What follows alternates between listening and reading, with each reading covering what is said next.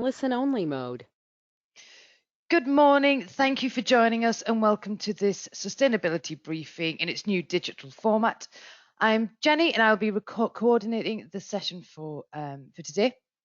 Before we start, just a couple of points to draw your attention to.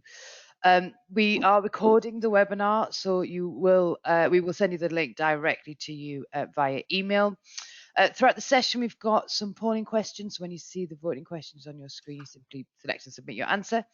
We've also got some time allocated at the end for questions. If you have any questions, just pop them into the chat box at any time and I'll put them to Martin at the end. So I'm delighted to introduce you to Martin, our presenter for the morning. Martin has over 32 years of experience at a senior role in health, safety and environmental management across a range of sectors, including automotive, logistics, food and drink and engineering. Martin's worked closely with our Westminster team to give you the most up-to-date information on government policy and guidance and the practical implications to you and your organisation. I'm pleased to now hand over to Martin to start the session. Thanks, Jenny. Good morning, everybody. So let's take a look at what we're going to cover sort of over the next 45 minutes to an hour. Going to look at the policy update as we know it, looking at various bits and pieces of policy, and then we're going to move to a legal update, some legislation topics in there, and we're going to finish off this morning by letting you know about some of the prosecutions that have taken place recently. Like Jenny said, we've got a few polls within the presentation that hopefully you'll find useful, and it gives us a steer as well as to where everybody on the call is actually at with the current working arrangements. So our policy update. Let's have a look first at the Environment Bill. We've been talking about this in the last few sustainability updates that we've given. We're talking about the new environmental bill with greater ambition for us here in the UK, particularly in England.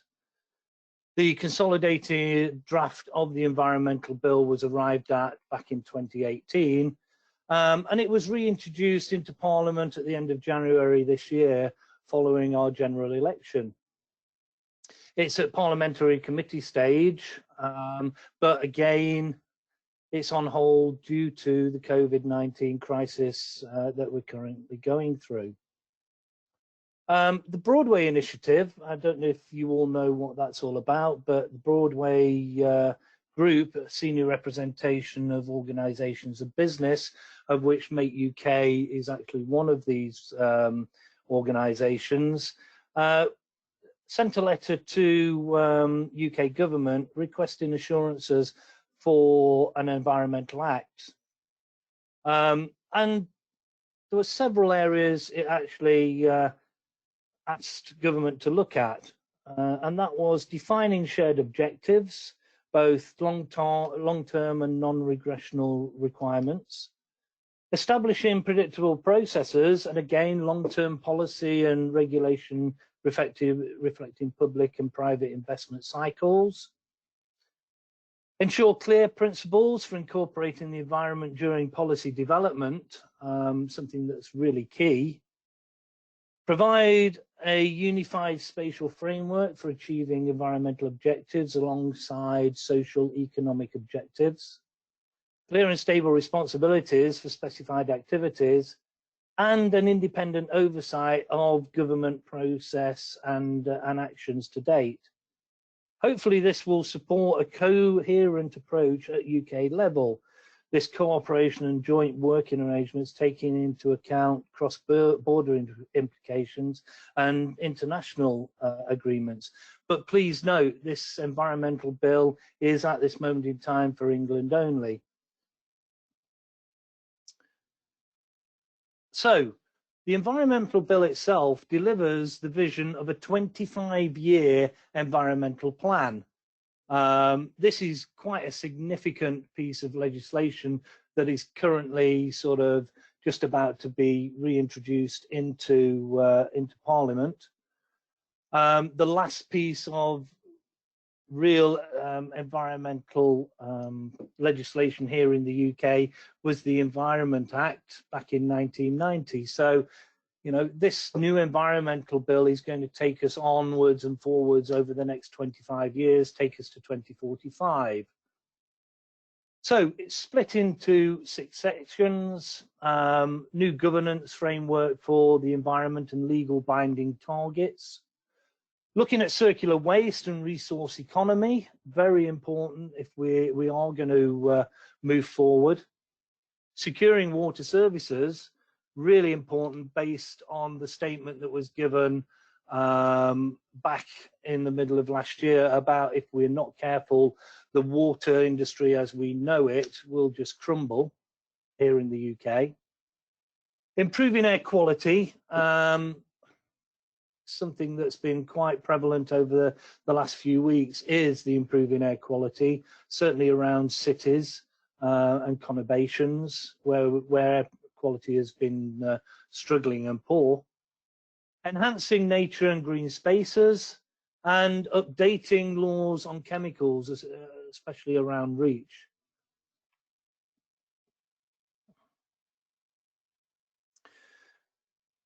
It's hoped that this environmental bill will give us a shared vision at national and local levels, but remember, England only. Long-term planning, a minimum of 15 years, holding successive governments to account, the 25-year environmental plan. The main building blocks are set within this bill: target setting mechanisms, environmental improvement plans, principles, metrics, responsibility mechanisms, and oversight arrangements are all within this environmental bill as the main building blocks. It's also important to sort of realize that there is going to be an independent watchdog body overseeing the environmental bill, and this is the Office for Environmental Protection.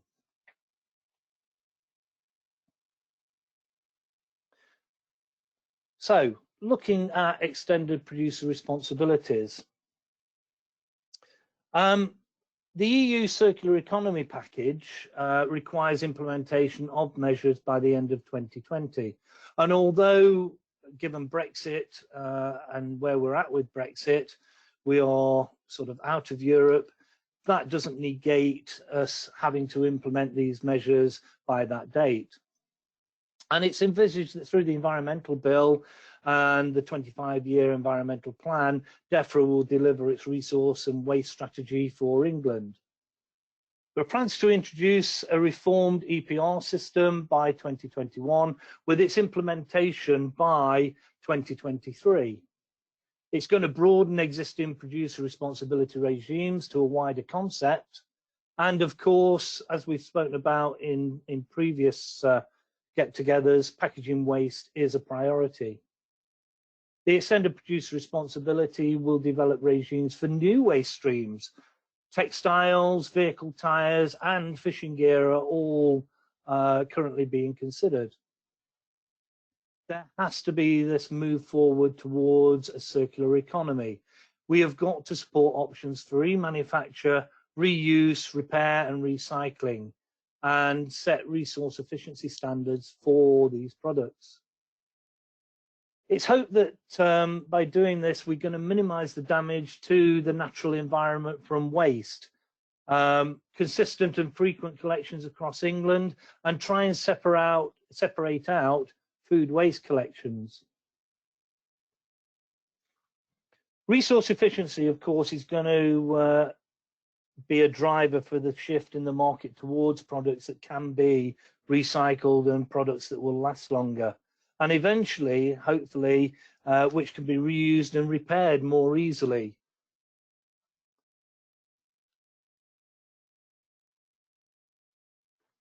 Let's move to the UK producer responsibility for packaging.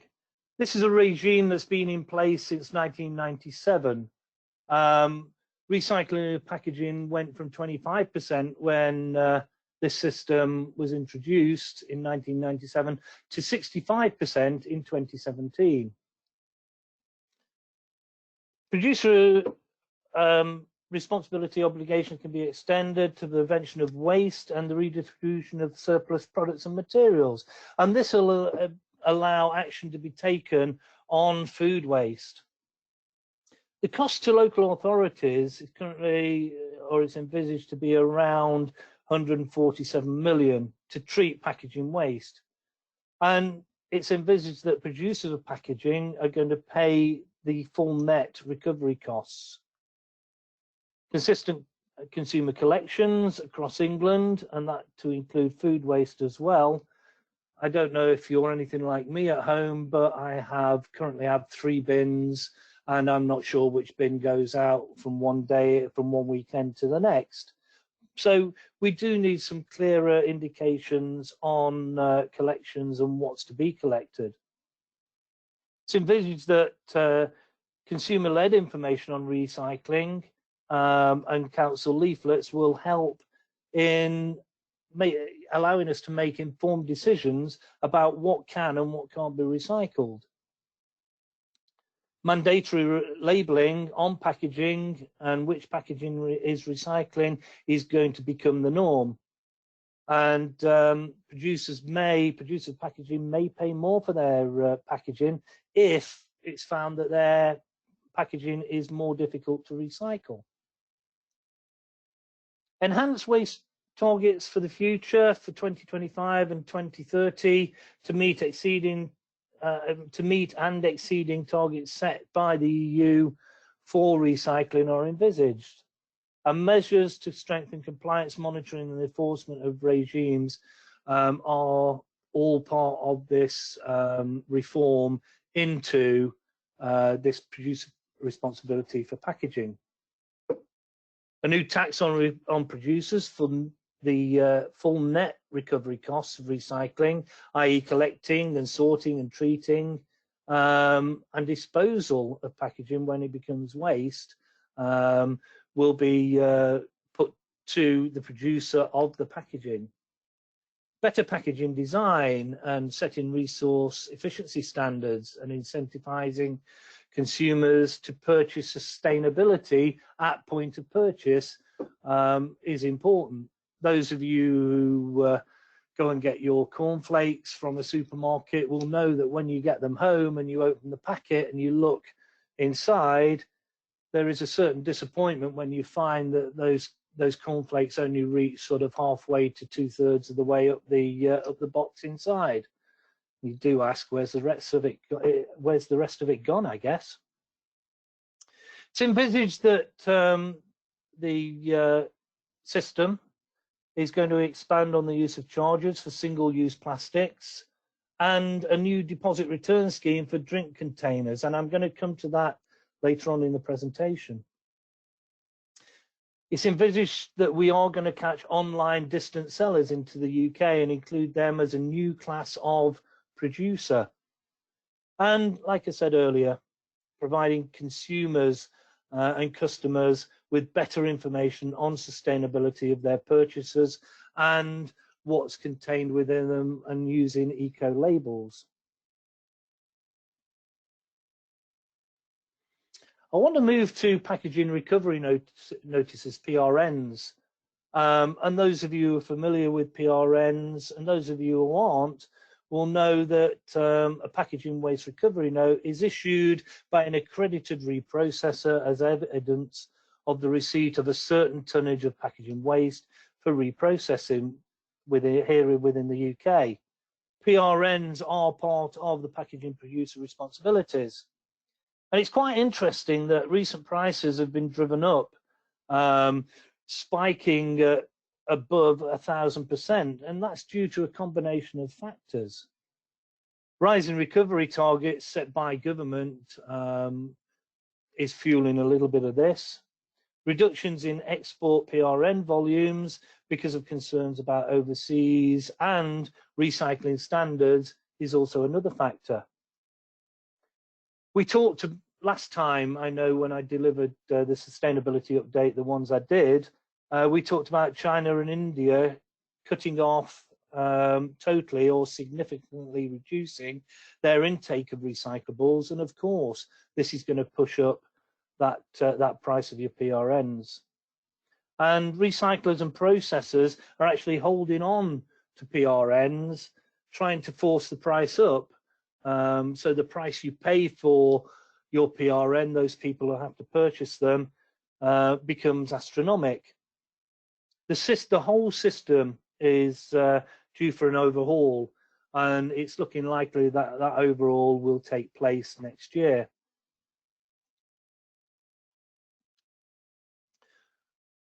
So let me move to this new tax on plastic packaging, which I was talking about.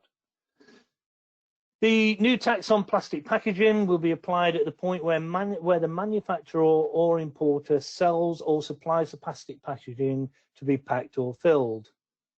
I used to work for a soft drinks company, and the preforms that were bought into the business were then blown into bottles, and it's this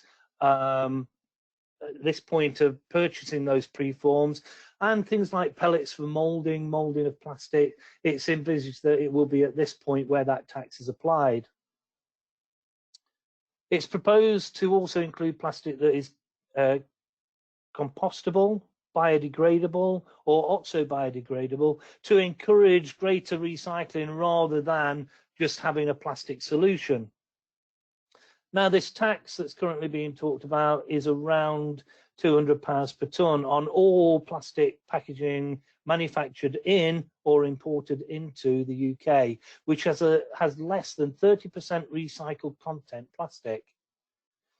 Plastic packaging is normally packaging predominantly plastic by weight. That's the definition. So the aim is to create a greater demand for recycled plastic, and in turn stimulate increased levels of recycling and collections of plastic waste, and thus diverting it away from normally landfilling it or incineration or just chucking it away. However, small operators, and the definition of small is those operators producing or importing less than 10 tonnes of plastic packaging a year, will be excluded.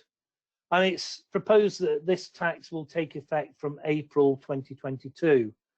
The consultation period of this new tax ended a couple of days ago, and I really hope that those of you who produce plastic packaging actually made your feelings known about this tax and how you feel about it in that consultation document.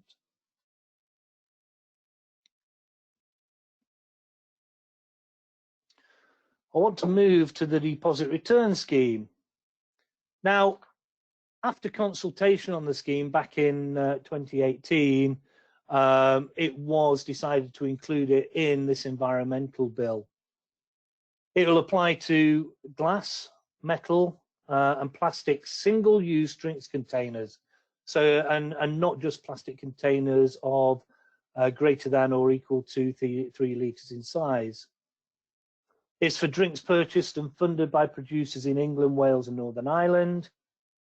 And what defines a producer is likely to be those who are placing on the market drink beverage products in containers within the scope of the deposit return scheme, and that is going to include importers. Currently, the government are continuing to develop the detail and the scheme and aiming to achieve coherence with existing schemes in Wales and in Scotland. Introduction is subject to receiving additional evidence and carrying out further analysis, they've said, and the costs and benefits of such a scheme. I'm old enough to remember collecting beer bottles, taking them back to the local off license or the pub, and enhancing my pocket money. And I just hope that something akin to that does sort of manifest itself. It's the cost of the deposit is more than likely to be added to the price of the drink included in the deposit return system when it's purchased and funded by producers. This, of course, deposit would be redeemed when consumers return the empty drinks container to a designated return point.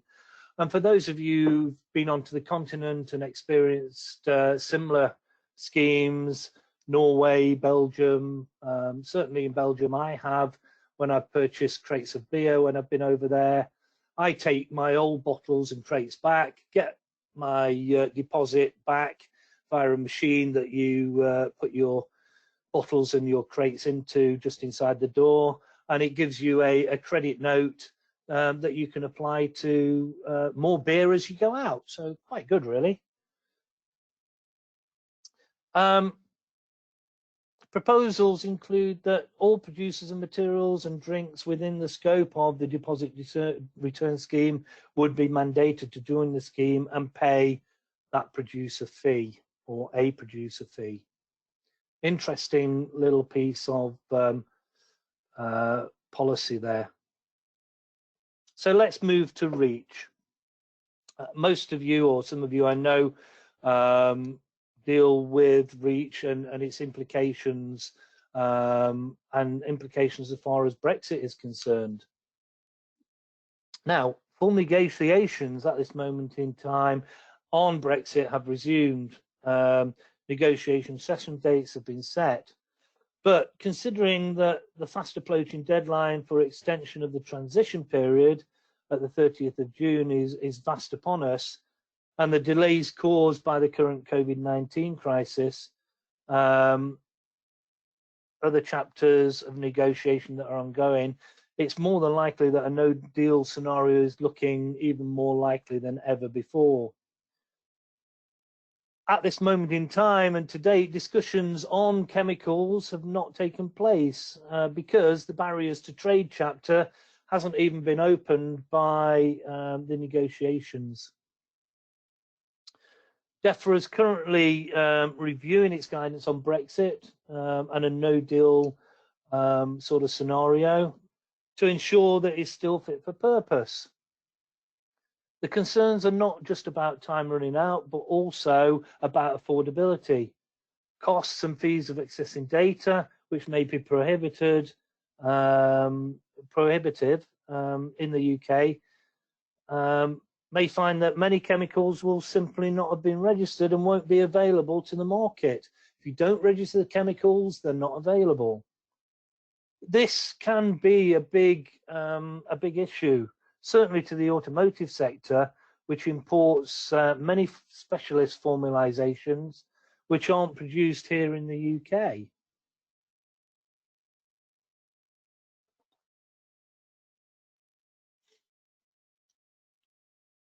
Equivalent requirements to UK manufacture and import of chemicals will apply in, of course, we've talked about it before, the UK REACH regulatory framework.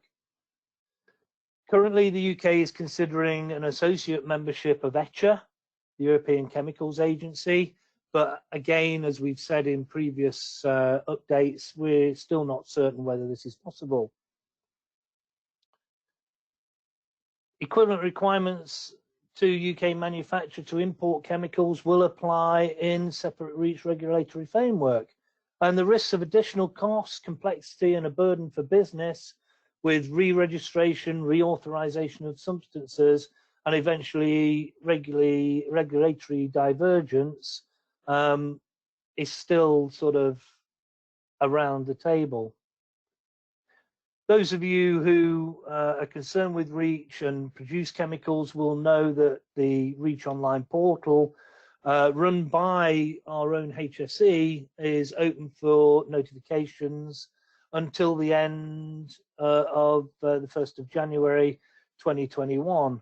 So by the end of this year, you've got to have registered your chemicals. Registrations will be recognised, but data still to be submitted within 2 years after. We're not quite sure how that's going to work.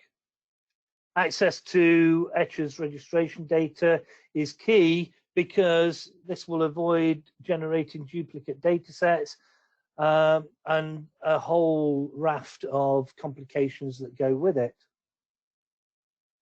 it's going to be interesting to see, certainly on REACH, where we're at. And sharing of data can only be granted by substance information exchange forums and individual companies. ECHA doesn't hold or doesn't own that data.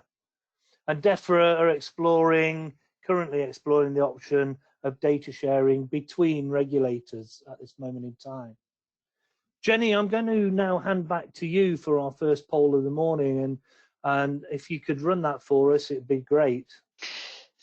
Thanks, Martin. Yes, of course. So for our first poll, we would like you to tell us, do you have any chemicals registered via UK REACH?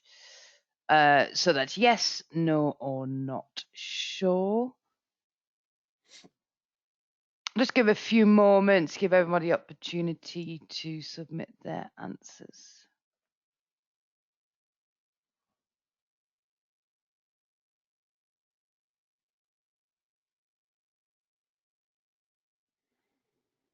That's good, thank you. Let's see what the results look like. So we've got Martin, quite interesting, massive 63% say no, they haven't. 16% have, and 22% are not sure. Is that the kind of split you'd expect? Probably more on the no percentage than I would have imagined, basically because REACH and UK REACH has been around for a little while now, and it really is important for those of you who are producing chemicals, importing chemicals, to ensure that they have been registered with the REACH portal. It really is important. Otherwise, as I said earlier, you're not going to be able to use those chemicals here in the UK after the end of the year. So it's important you start thinking about those registrations. And here at Make UK, we've got more than enough advice for you on how to do that. And if you want to come to us over the next few days, few weeks, as to how we can help, then we'd be more than happy to do so. Thanks, Jenny, for that. So moving on, I want to sort of update you on zero carbon emission targets and what those look like. The Climate Change Act, which we've had around for some time now, requires government to set legally binding carbon budgets to act as stepping stones towards our 2050 target, and be able to prepare policies to ensure that the budget is met. Carbon budgets have been running and are set to run up to 2032. Our UK Climate Change Committee will advise on the 6th carbon budget, which covers the period 2033 to 2037, and set out a pathway to meeting UK's net zero emissions target by 2050. First carbon budget to be legislated following that commitment, and it's due to be published in September 2020. It's going to be really significant. It's going to require a lot of hard work, changes in technology, changes in policy, consumer behavior, which are all going to have like it says, a profound impact on our economy. However, with what's happened in lockdown, somebody sort of relayed to me the other day that we might just have extended our planetary life by around 10 years in 6 weeks. Interesting. And just so you can see the net zero figures in the manufacturing sector, the manufacturing sector represents half of the industrial emissions for greenhouse gases. And here you can see in this pie chart, surface transport 25%, industry 21%, buildings 18%, and electricity generation form 3/4 of the sector's contribution to greenhouse gas emissions. UK manufacturers are committed to building a sustainable future, we have no doubt about that, and are taking part in this transition to net zero. Improving process efficiency, designing environmental technology. Manufacturers are leading the UK's green revolution. Manufacturing has the key to developing and producing more innovative products and services needed to decarbonize our economy and demonstrate the reality of what's known as green growth. We've seen recently how adaptive UK manufacturing actually is, and here at Make UK, our membership and our members have gone above and beyond in producing all sorts of PPE, protective garments, all sorts of bits and pieces like that during the current pandemic. Let's make no bones about it, manufacturers play a key role in this. Process efficiencies, like I've said, environmental technology, we are leading the way.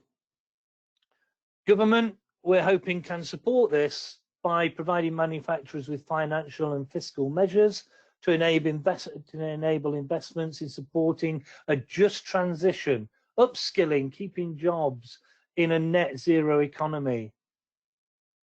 Of course, the COVID-19 crisis has had a huge economic impact, but it provides us with an opportunity really to create a more sustainable norm. We can press the reset button, and we've got to think that net zero has got to be and got to play an integral part of a manufacturer's future resilience plans, and of course in government support and government policy. It is so important. There is the Make It Green campaign. Q2 2020 energy efficiency reports will explore manufacturers' attitudes to this net zero challenge, focusing on their approach to energy efficiency, sustainability, and also the needs that it requires. Hopefully this will give us some recommendations for industry, government, and energy providers. On the Code of Practice 26, here currently this year, 2020, and subsequently into 2021, and moving to the Code of Practice 27, Make UK is working with government to demonstrate that net zero is compatible with economic growth, green growth. Energy efficiency and waste prevention reduces emissions. We know that, of course it does. And we're hoping that government can support this by providing manufacturers, like I say, with fiscal and financial measures. And it's also noted that hopefully the environmental bill, throughout its passage throughout 2020, will ensure that we have legislation that is robust and incorporates green recovery.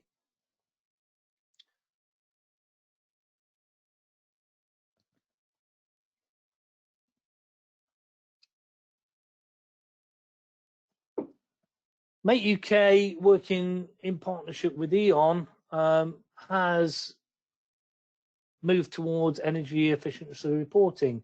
That move towards a net zero carbon manufacturing sector. In this report, we recommend that manufacturers place net zero carbon targeting at the heart of their strategy as part of their business and, of course, their COVID-19 crisis resilience plans. As I said, government should encourage and reward investment through grant schemes for small, medium enterprises, fiscal initiatives, and for investments that support the transition to a net zero economy and making them part of a COVID-19 recovery package for government. Energy industry and government should make the understanding of energy consumption easier, clearer bills, better advice for industrial users, and promote services and solutions, as it says here in the slide, to deliver lower energy bills by reduced consumption. Part of the report published by Make UK on Tuesday reports that our research prior to going into lockdown showed that sustainability and profitability go hand in hand. Of course they do. Manufacturers who put sustainability at the heart of their business have seen real benefits from doing so in the last 12 months, with 40% of those reporting increased profit margins and 30% increased competitiveness as a result of energy efficiency. Jenny, I'm going to hand back to you for our second poll of the day, which will sort of investigate this a little bit further. So could you run that poll for us? Thanks, Martin. Yes, I certainly can. So for our second poll, we would like to know if your organisation has energy targets that are aligned to net zero.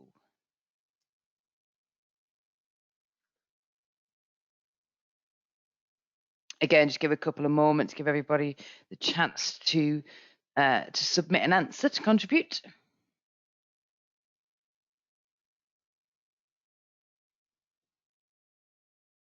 Okay, that's great. Thank you. Let's see what those results look like. So, Martin, we have got overwhelming majority at 58% say no, they don't have targets aligned to net zero. 20% do, and 22% are not sure. Is that what you'd expect? Thanks, Jenny, for that. Yes. No, it's not. I would have thought, you know, considering where we are sort of looking, business and manufacturing, looking at energy efficiency, hopefully as part of their plans going forward, I would have thought it would be a little bit more than that on the yes. 58% here this morning is quite a lot when you consider where we're at. It'll be interesting moving forward as we go out of as we come out of the COVID-19 crisis as to where business positions itself, manufacturing certainly positions itself with a view to more energy efficiency targets and saving energy as part of their recovery plans. Again, it's something that we can help with. We have consultants that we can call upon to give you advice and help looking at energy efficiency. So again, please don't be frightened to make it known that you seek our help. Okay, so moving forward, Make UK, Jenny, if you'd like to sort of enable us, thanks. Make UK, we have a Technology Sustainability Innovation Policy Committee, and we'll be examining the role of innovation and technology as means of achieving sustainability and post-COVID-19 resilience. We do have a net zero working group, and it's open to members and non-members of the main committee. And it's envisaged that this committee will create a UK manufacturer's path towards net zero and support Make UK policy development in this area. It's looking to definitely champion manufacturers ahead of the Code of Practice 26, carbon emission and energy consumption reduction, and input our views as a body supporting you into the work of other groups, the Broadway Initiative, Net Sub-Zero subgroups, joint business groups. And it enables you to have a voice. And it really is important that manufacturing companies do consider where they're going to go, especially with working towards zero on this. So moving on from policy, legislation update for you all and where we're at with legislation. And our first slide in this section no doubt covers COVID-19 and waste. There has been some new guidance on social distancing with regard to waste and when signing and handing over waste transfer and consignment notes in person. There is a regulatory position statement, C8, which has been issued by the Environment Agency, which I encourage you all of those who have a duty of care for waste, which I would imagine is everybody, go take a look at it because it's got some really good points when it comes to the regulatory position. What's been mentioned in here, you don't have to physically sign the transfer note if certain conditions are met. Waste transfer notes must be kept for 2 years instead of the obligatory 1. There's no change, however, in the 3-year period for consignment notes.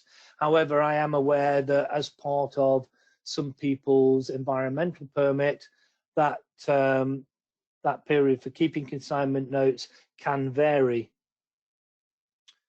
Notes can be emailed rather than handed over as long as they are received before or at the time of the movement. They cannot be done afterwards. So you've got to ensure that your waste and its notes are upfront, visible, transparent, so everybody knows what's going on and taking place. Of course, your duty of care is still enforced. You've got to ensure that your waste is only handled by a registered carrier and taken to a permitted site. That is your duty of care. And if you're a carrier or receiving site has changed, then you've got to ensure that you do your checks on the Environment Agency database. If you're operating in Wales, you will know that that's via national the governmental body, national protection body there in Wales. Streamlining energy and carbon reporting. This has really kicked off now. The 2018 amendment introduced requirements for large and quoted UK companies and limited liability partnerships to disclose their annual energy use and greenhouse gas emissions and all that related information. These organisations are now obliged to report their UK energy use and associated greenhouse gas emissions as a minimum, and this relates to gas, electricity and transport fuel, as well as an intensity ratio and information relating to energy efficiency actions. And this is done through your annual reports. The requirements apply to all reports filed after April the 1st, 2020. Just note here that the large has the same meaning as under the mandatory greenhouse gas reporting regulations. That is more than 250 employees, an annual turnover greater than £36 million, 50 million euros, and an annual balance sheet total greater than £18 million.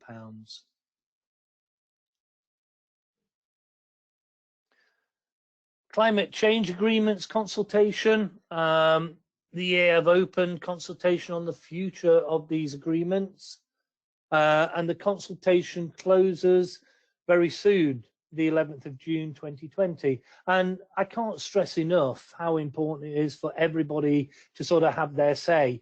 If you don't have your say, then you are going to get handed whatever the consultation comes back with. So I encourage you to go and take a look at the government's consultation document there.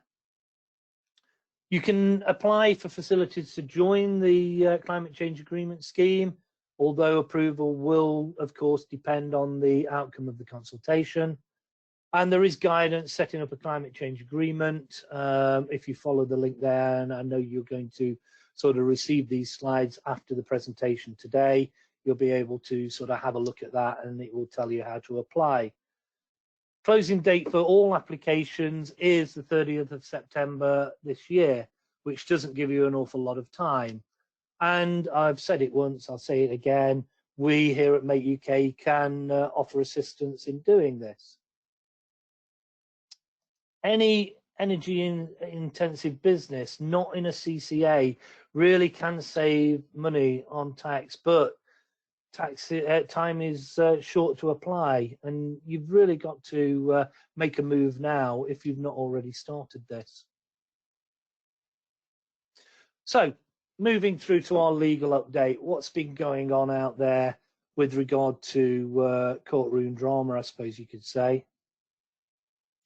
This first slide relays 5 recent successful prosecutions, totaling nearly £850,000 in remediation notices or fines. Wessex Water, they're going to contribute £200,000 for operating other than in accordance with a permit in relation to water discharge activity. Tarmac Aggregates, again, they're going to be contributing £200,000 for failing to comply with permit conditions under their environmental permit within the environmental permitting regulations for England and Wales. Western Power Distribution, again, another water discharge activity. They're going to contribute £100,000 back into their local environment to put things right for operating other than in accordance with a permit relating to water discharge. And United Utilities Water is going to contribute £264,000, again, remediation orders for discharging matter or effluent that is poisonous or injurious to fish, spawning areas, or food for fish. The final one, quite interesting, this one, because it sort of deals with one of the obligations we've been talking about this morning, and it's a contribution of over £70,000 for Kennel Pack Limited in relation to failure to register under the producer responsibility obligations and a failure to take reasonable steps to recover and recycle packaging waste. Really, really interesting, those recent enforcement environment agency enforcement undertakings. Here's an interesting one, an environmental prosecution for a tree preservation order breach. Developer and contractor have been fined £420,000 by Swansea magistrates. This information is in the public domain, so I'm not really giving anything away when I tell you a director of Enzo Homes and a tree contractor have been fined quite a substantial amount of money by Swansea magistrates. The trees they felled included rare protected giant redwoods and a collection of other trees at the former site of Swansea Council offices. Unbelievable, isn't it? But one thing to note here, and it's really important that you do, anybody who's going to be chopping down or even pruning trees as a business on your site, check they are not subject to a tree preservation order. It can be very costly, everybody, if you don't make that check. A lot of arboreal contractors will give you advice whether they are, but again, contact your local council if you're in any doubt. During this lockdown period and the pandemic, if you've been watching the news, you've obviously seen reports about fly tipping. It's quite rife, unbelievably rife in certain areas because councils have shut tips and recycling centres. But here's just a snippet of an environmental prosecution that was brought by Birmingham City Council. And it's against an independent supermarket in the city of Birmingham, and they were fined £75,000 for fly tipping and trade waste offences. The council received complaints and reports from members of the public that when council bin crews were collecting street waste from the street bins, then staff were seen to be throwing sacks of business waste into the bin lorry where they were collecting. So as the staff went to collect from the waste paper bin in the road, then supermarket staff were rushing out and throwing their waste bags into the back of the vehicle. The council started to investigate, and they asked the company for evidence of how it disposed of its business waste. And during these investigations and following this request, it was found that large quantities of refuse sacks, and these were opened and found nearby, they actually contained evidence and items that could be traced back to the supermarket business in question.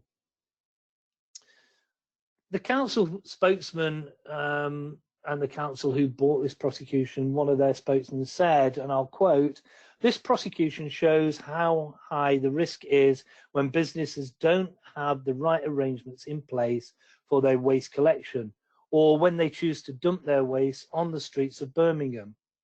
It could be the streets of anywhere, really, and if you don't follow your duty of care when it comes to waste, then you could get found out. There's always that incriminating piece of evidence, and if it can be proven that you've not dealt with your waste in the correct manner, then you could be facing a fine, court appearance.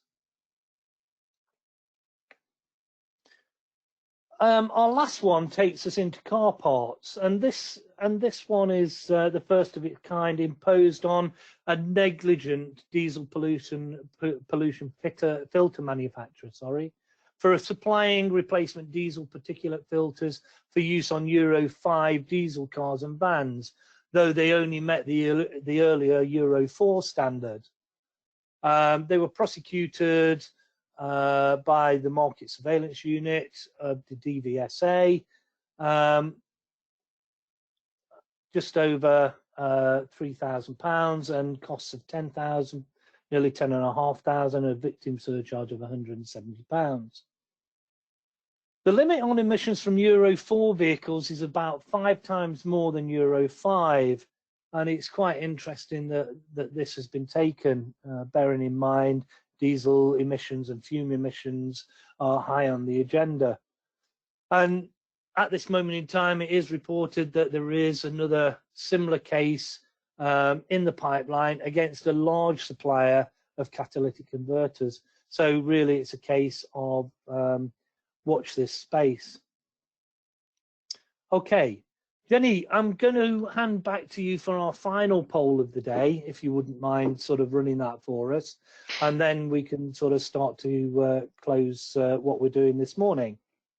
Thanks, Martin. Yes, so for our final poll, the question is, has COVID-19 crisis slowed your organisation's progress with environmental management? Has it, yes, significantly? No, not at all, maybe a little, or has it in fact speeded it up?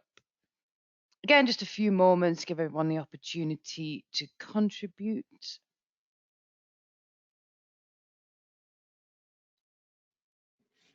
That's great. Thanks. Let's see what the results look like. So, Martin, we have almost half said that it has, but just a little.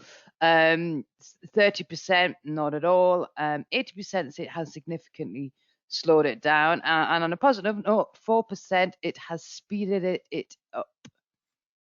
Wow, interesting, really interesting. And maybe that 4% are starting to look at green economy and leaner, cleaner ways of making sure they protect their business, their cash flow and things like that.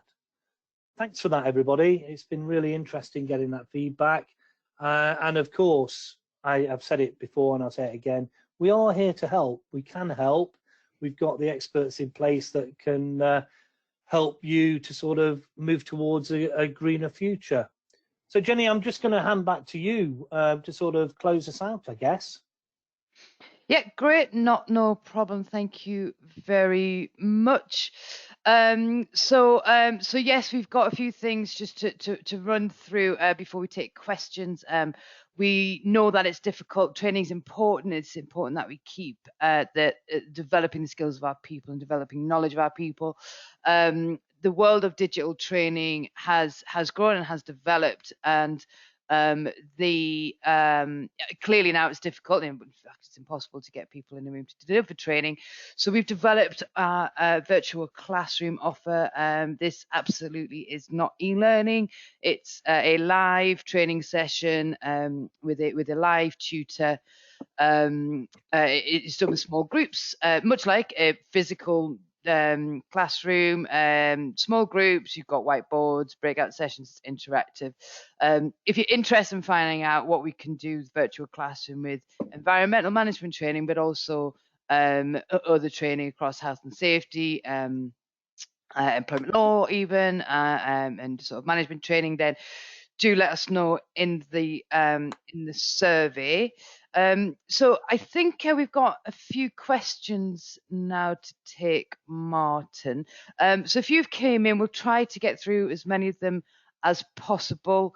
There's been something about getting access to the slides and recording. So yes, a video of the recording will be sent out in a few days, so you can watch this webinar on demand. So moving on to the technical questions. So there's a few questions coming in around the Environment Bill. So I'll ask them sort of is 2 points, I guess. So the first one is there a date or an idea or an expectation of when the bill will restart its passage through Parliament? And then the second aspect to that is what if it just covers England, what's the plan for Wales and Scotland, and is there an expectation for it to follow the bill in England, even if it's not in legislation?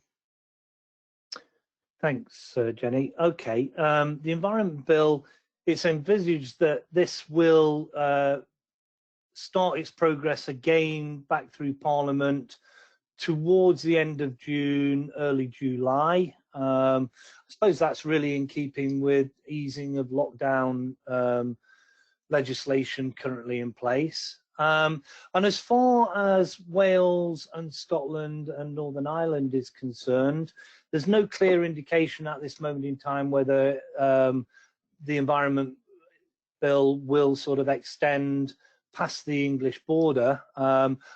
Will they follow the England Environmental Bill? Quite possibly. But it remains to be seen, really. Each of the devolved nations has their own regulator. So it remains to be seen as to how far they go, whether they go further than what's happening here in England. It'll be really interesting to see how each of the 4 nations progresses there. Thanks, Martin. Just got a couple more minutes. I think we've probably just got time for one more question. This is regarding the plastic tax. There's a few questions about quite specifically what is covered. So some questions around plastic gloves and coffee cups. Just wondered if you could point people in the direction of where they can find out quite specifically what that tax will cover. Yes, there will be government guidance on this once the consultation document only ended on Tuesday this week, so it's envisaged sort of by late May, early June, there will be some guidance on this. And again, it's a case of sorry, but watch this space. But we will hopefully put out some sort of communication around this when this is available. As far as plastic tax goes for gloves, for coffee cups, it was really centered around single-use plastics. You could say that coffee cups and plastic gloves could be classed as single-use, and it'll be worth sort of getting an angle on that. And I will sort of take those 2 points away and see if I can get some clarity on them. Thanks, Martin. That'd be great. Well, I think that brings today's session to a close. So thank you very much, Martin. Thank you very much to you all for contributing and taking part in the polls and asking your questions. Just a few things before we all log off. We know that it is incredibly important that organisations are prepared and are prepared and have safe working places for staff and visitors. And so we've developed a range of e-learning briefings for managers, directors and owners, covering various different key areas that you see on the screen. So that you can, we also have a COVID specific risk assessment policy and template. And of course, if you're subscribed to our services, you can always get advice and guidance from our team. If you're interested in finding out more about any of those things, do let us know in the survey and we will get back to you. You can, of course, keep up to date in the meantime with Make UK on Twitter and on LinkedIn and on our website. Survey will pop up at the end of the session. It'd be great if you could complete that. Just a few questions would be really helpful for us. And so, well, that's it. I guess once again, thank you for joining us this morning. The recording of the webinar will be circulated in the next couple of days.